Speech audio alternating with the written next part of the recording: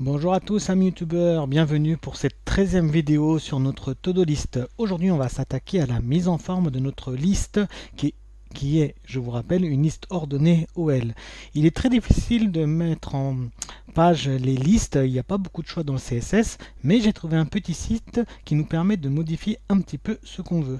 Avant tout, avez-vous remarqué que notre liste a perdu son numéro, qui est ici. Si je rajoute par exemple une autre tâche, to-do list, normalement, il devrait avoir 1 et 2. Ça, c'est au fait qu'on a touché au padding au tout début de notre CSS. On avait tout mis à 0. Et donc, notre liste, elle a besoin d'avoir un padding pour pouvoir s'afficher ici. C'est pas grave, de toute manière, nous, on va tout refaire depuis le début. Donc, voici le petit site. C'est un site assez connu, CSS Strict. Donc, Custom List Number Styling.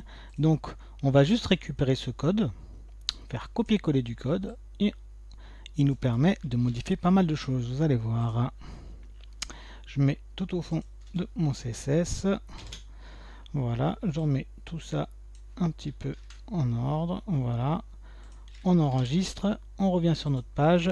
Comme vous voyez, il y a quelque chose qui s'est modifié. La couleur et nos numéros sont revenus.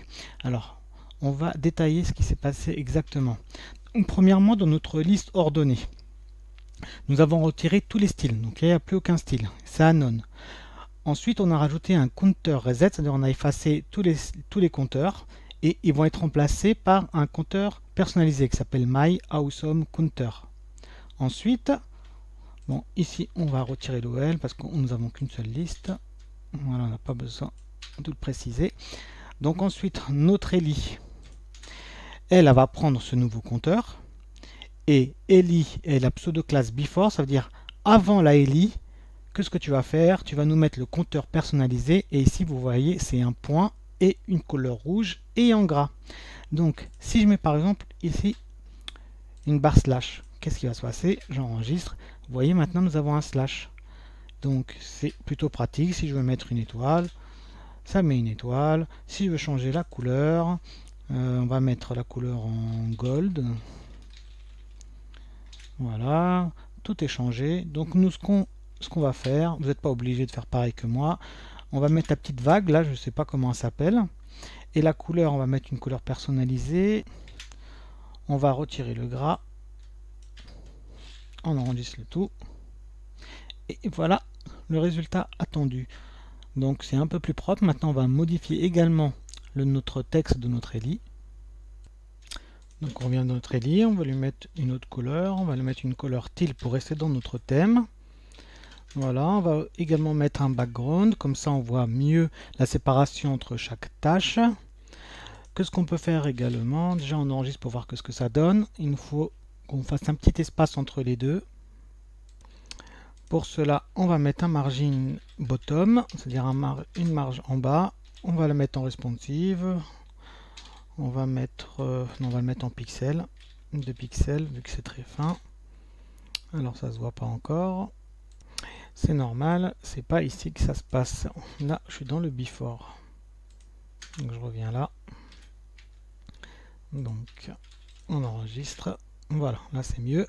On va mettre un petit effet arrondi, donc un petit border radius si vous en rappelez. On va le mettre à 5 pixels. Voilà, ça commence à être un petit peu plus en forme.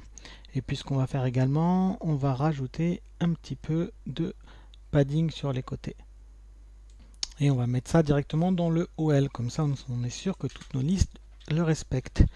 Donc on va mettre un padding left de 1 viewport et un padding right également. Comme ça, c'est exactement pareil de chaque côté. On regarde ce que ça donne. Voilà, ça me fait un petit peu un démarquement. Notre liste elle est un petit peu trop collée à notre input de champ. Donc on va lui mettre un margin bottom à notre input. Donc on recherche notre forme qui est ici. Voilà, on va lui mettre un petit margin bottom de 3. Alors on va lui mettre quoi exactement? DVH. Et bah DVH comme ça. Si ça s'agrandit en longueur, et ben ça s'agrandira également de la même proportion avec nos VH. Donc on enregistre tout ça. Voilà. C'est plus propre.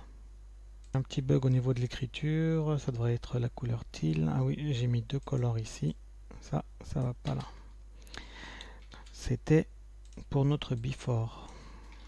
Comme ça, on fait la différence au niveau des couleurs. Voilà, donc notre before il prend cette couleur un peu grise et notre liste ça prend cette couleur en teal. On va s'occuper également du font, donc on va mettre un petit font size, cette fois-ci un petit peu plus petit que notre champ. Voilà. Et on va faire un petit effet sympa lorsqu'on écrit notre liste.